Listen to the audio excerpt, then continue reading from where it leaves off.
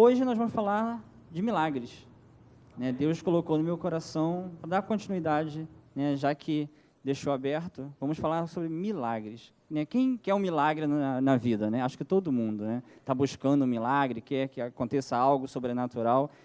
E eu vou pedir para que vocês abram a Bíblia de vocês em Mateus, capítulo 14, no versículo 14 também. Nós estaremos falando sobre o milagre da multiplicação. E vamos ler. Quando Jesus deixou o barco, viu numerosa multidão, sentiu-se movido de grande compaixão pelo povo e curou os seus doentes. E ao final do dia, os discípulos se aproximaram de Jesus e disseram: Este é um lugar deserto e já está entardecendo. Manda embora, pois, as multidões, para que possam ir os povoados comprar comida. Jesus, porém, lhes respondeu: O povo não precisa ir embora. Dai-lhe vós mesmos algo de comer. Ao que eles replicaram: Tudo o que temos são 5 pães e 2 peixes. Mas Jesus disse: Trago-nos aqui para mim. E mandou que a multidão se sentasse sobre o gramado, tomou então 5 pães e os 2 peixes, e olhando para o céu os abençoou. E em seguida, tendo partido os pães, deu-os aos discípulos, e estes serviram as multidões. Todos comeram até ficar satisfeitos, e os discípulos recolheram 12 cestas cheias de pedaços que sobraram. Os que se alimentaram foram cerca de 5.000 homens, sem contar as mulheres e as crianças. Amém, até aqui. E é uma história super conhecida, né? Um milagre super conhecido de Jesus, sempre falado. Mas eu quero falar sobre um aspecto que geralmente nós não olhamos nesse texto. Um aspecto que o nosso ser, nosso jeito de ser, é natural não olharmos, porque nós buscamos aquilo que nos interessa. Né? Por exemplo, se você está fazendo hora para encontrar com alguém, ou fazendo hora para chegar a um determinado horário, que você está adiantado, por exemplo, você vai no shopping, você não fica olhando aquilo que você não gosta. Você fica olhando aquilo que te interessa, aquilo que você quer comprar, aquilo que está no seu desejo. Você busca aquilo que te interessa, isso é natural. Então, quando nós lemos a Bíblia, lemos um texto, também olhamos aquilo que nos interessa, que no caso aqui é o milagre. O que Deus operou, aquilo que nós queremos que aconteça na nossa vida também, um milagre, algo sobrenatural. Mas outras coisas precederam o milagre em si, que nesse texto aqui relata, e é isso que eu quero, esses aspectos que eu quero levantar essa noite. Não vou demorar, porque algumas coisas aconteceram aqui em nosso redor, estamos orando por isso, mas a palavra diz que nós devemos ser prudentes, amém? Então, prometo que serei breve. O primeiro aspecto que eu quero ressaltar é que antes de Jesus multiplicar os pães, antes de Jesus multiplicar os peixes e alimentar aquele povo, antes ele subtraiu. Ele fez uma subtração aqui nesse texto. Os discípulos chegam para Jesus no versículo 15 e fala: Ao final do dia, os discípulos se aproximaram de Jesus e disseram: Este é um lugar deserto e já está entardecendo, manda embora a multidão, para que nós possamos ir, né, que possam ir comprar comida no povoado. Então, à primeira vista, nós até entendemos a atitude deles, né? Eles estão com fome, manda eles embora, já está tarde, para que eles possam se alimentar, comprar comida, entendemos a compaixão. Só que, na verdade, Jesus conhecia o coração desses discípulos. Nos versículos anteriores, se nós lermos, nós vamos ver que João Batista tinha sido preso, assim como seus discípulos. Na verdade, o que estava no coração daqueles discípulos era que eles estavam com medo. Medo de que acontecesse algo parecido com eles. Uma multidão tinha cercado Jesus, estava chamando a atenção, já estavam com fome, algo podia acontecer ali, e eles estavam com medo. Só que Jesus conhecia o coração deles. Na verdade, eles estavam sendo hipócritas. Eles estavam falando algo, com a boca falavam de compaixão, com a boca falavam algo que era de fácil entendimento, mas no coração Eles estavam com medo. Medo de serem presos, medo de que algo acontecesse similar ao que aconteceu com João Batista. Medo. E em Isaías 29:13 ele fala: este povo, com os seus lábios, me honra, mas o seu coração se afasta para longe de mim. É o que eles estavam fazendo. Com os lábios, eles estavam falando de compaixão, estavam falando de ter cuidado, de cuidar do povo, mas com o coração não estavam. Estavam com medo. E nós fazemos a mesma coisa no dia a dia. Exemplo. Aí eu separei alguns exemplos aqui. Né? Antes da gente aceitar Jesus, fazíamos tantas coisas, ou até mesmo, ainda hoje, fazemos tantas coisas que chega a ter uma dualidade. Em casa, nós ficamos, às vezes, horas assistindo futebol. Para quem gosta de futebol, nesse momento de Copa, então, né, assiste um jogo, depois assiste o outro, assiste o terceiro, assiste um outro, aí assiste o VT do primeiro que assistiu. Né? E quando o pastor demora um pouquinho mais na mensagem, essa pregação está demorada, esse culto está maçante, está demorando muito, tem uma hora para chegar em casa, tem que fazer não sei o que lá. Mas, em outros aspectos, nós colocamos várias coisas que agimos de uma forma, fora daqui, mas quando nós estamos próximos de Jesus, fazemos outras completamente diferentes.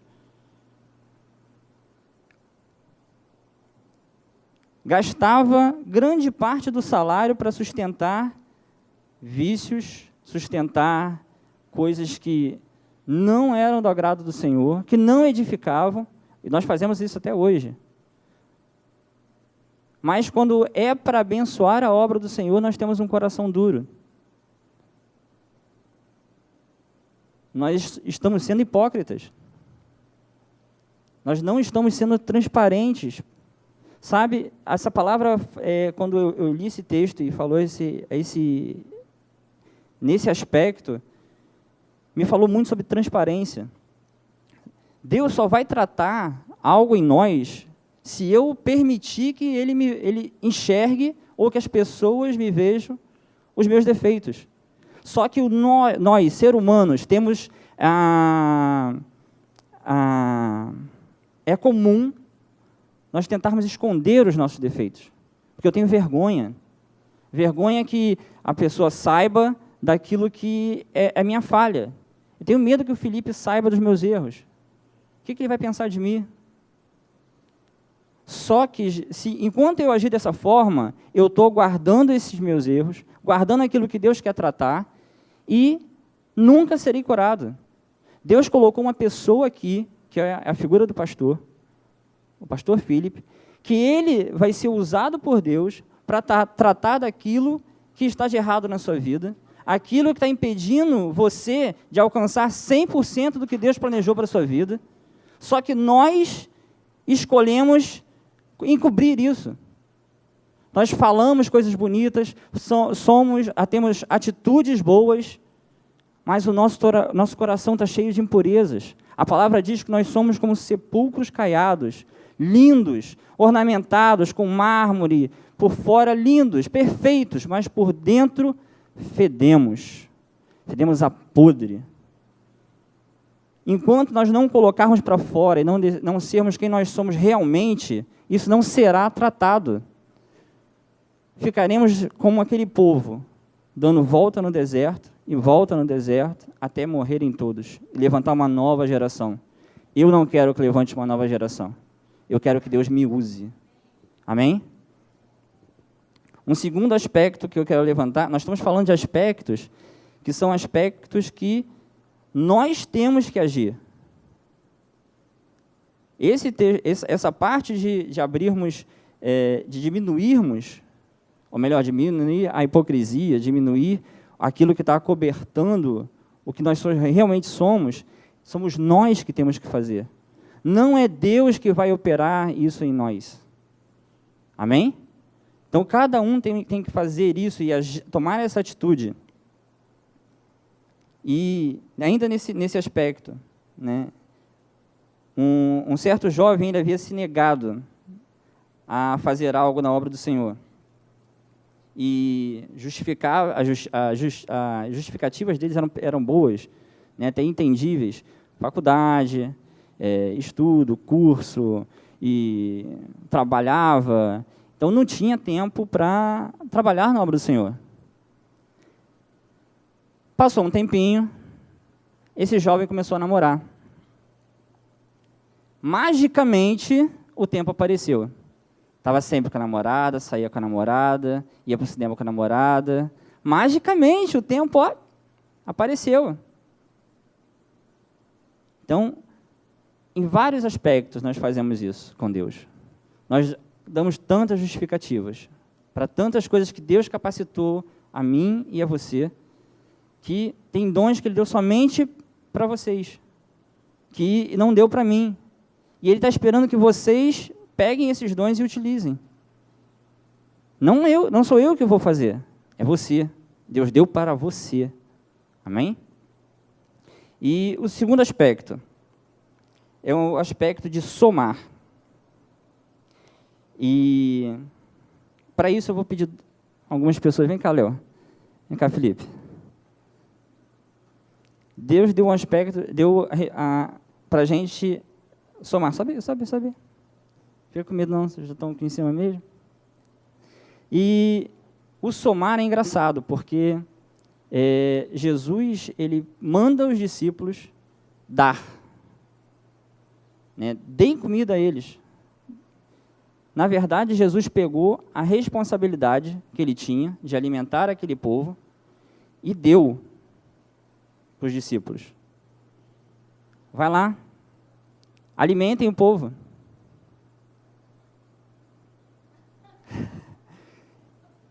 Só que, quando Jesus deu, Ele deu para 12 discípulos. Deu para os discípulos aqui, para eles alimentarem. Só que, ao momento que Ele deu, a responsabilidade de dar passou a ser dele, passou a ser dele. E eles dois tinham que se juntar para fazer isso. Obrigado, gente. Eles dois tinham que se juntar para dar. Então, na verdade, o somar aqui está dizendo que nós temos uma responsabilidade. No capítulo 10 de Mateus, Jesus fala, Jesus tendo chamado os 12 discípulos, deu-lhes poder para expulsar espíritos imundos e curar todas as doenças e malhas. Versículo 7. À medida que seguirdes, pregai esta mensagem, o reino dos céus está ao vosso alcance. Curai enfermos, purificai leprosos, ressuscitai mortos, expulsai demônios. Graciosamente recebestes, graciosamente dai. Então, Deus deu para cada um de nós responsabilidades. E nós, como igreja, como corpo, nós temos que nos somar, nos unir para cumprir essas responsabilidades. Está acontecendo várias coisas aqui. Foi granada que jogaram aqui na delegacia, tiroteio que está acontecendo em vários pontos da cidade. A responsabilidade disso é de agir contra isso. É de quem? Das autoridades? Não. É nossa. Nós temos que orar e guerrear espiritualmente por isso. Nós temos que nos juntar, porque essa responsabilidade foi dada por Deus. Nós não guerreamos contra a carne ou sangue, e sim contra as potestades que estão aqui nessa terra. Então, nós temos que nos unir em oração por isso. Amém? Então, nós temos que somar. Você pode futuramente estar em outra igreja, ou você veio de outra igreja. Você que está visitando, eu não sei se é de outra igreja, e está nos visitando, mas aonde você está, você é um corpo. Se você estiver na sua igreja, você tem que somar lá com eles para estar orando e guerreando contra as necessidades dessa cidade.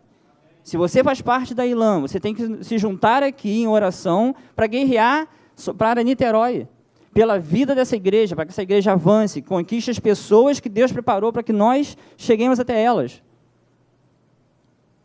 Nos juntar, somar.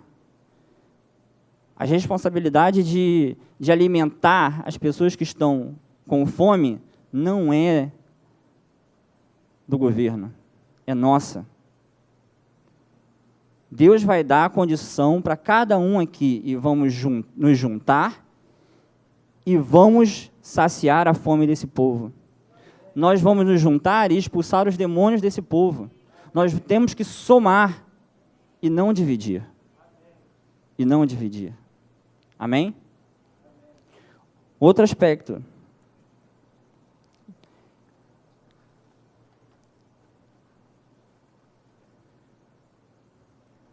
É o aspecto é de dividir. Falamos em diminuir. Falamos em somar.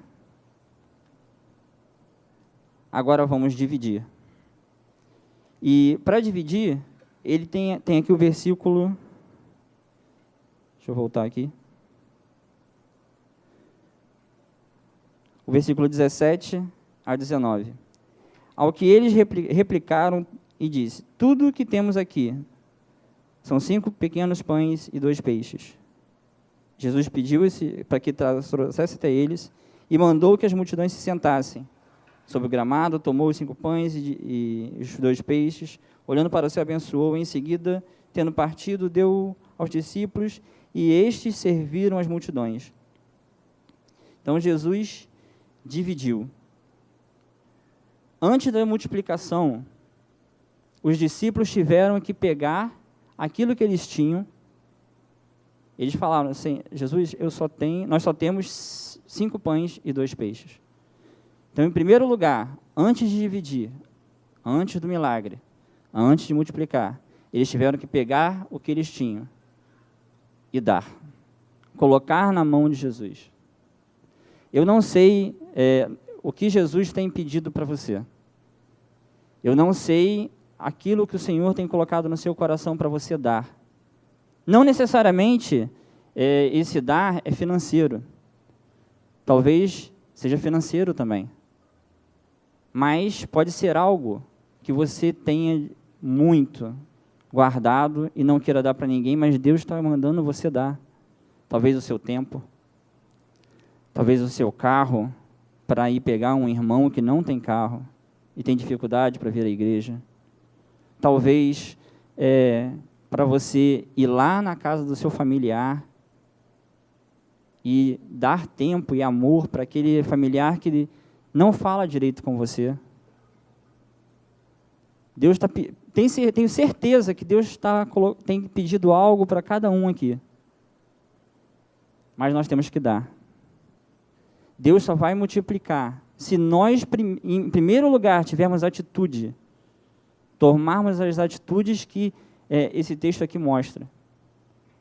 Primeiro, nós devemos diminuir a hipocrisia, diminuir aquilo que tapa os nossos defeitos.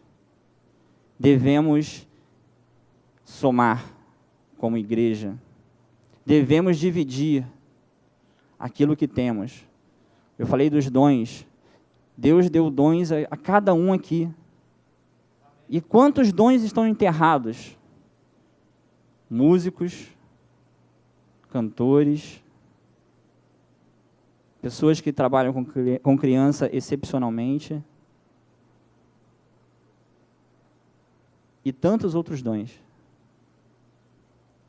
Deus colocou a cada um, e estão enterrados. Enterrados.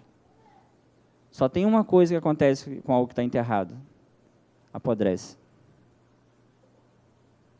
Poderia alguém até falar assim: vai criar raiz, Não. No caso dos dons, não.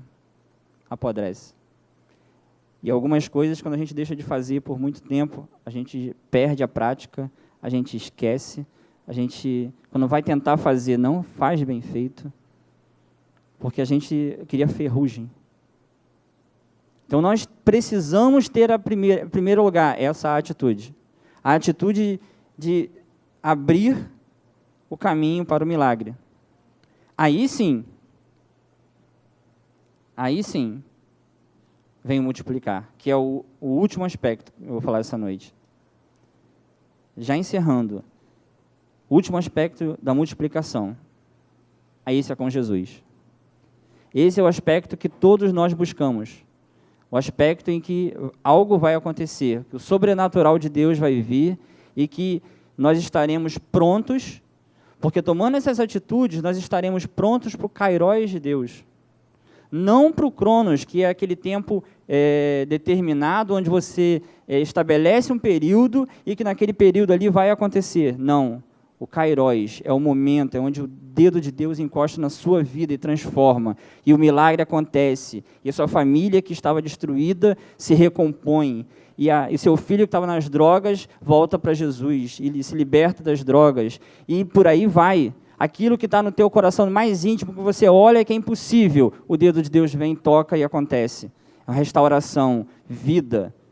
Aquele parente que fala para você que ir à igreja é coisa de maluco, que é besteira, balela, você é maluco. Ele vai aceitar Jesus, vai colocar os joelhos aqui, vai chorar na presença de Deus como uma criança. Porque o Kairos de Deus vai chegar. Mas para isso nós precisamos nos colocar como pessoas prontas para esse Kairos. Abrir o nosso coração. Deixar que a hipocrisia diminua a zero. A zero. Sejamos transparentes. Somar nas responsabilidades. Nas responsabilidades há algo muito importante. O ganhar Niterói, ganhar as vidas de Niterói, não é responsabilidade do pastor. É nossa. Nós deixamos isso para o pastor, mas não é dele, é nossa. E nós temos que ganhar Niterói. E esse é o ponto que Deus quer tocar em Niterói. O Kairos de Deus para essa cidade é mudar a história daqui. E nós vamos, como povo, nos unir, nos levantar, nos colocar na posição correta para ver o Kairos de Deus atingindo Niterói. Amém?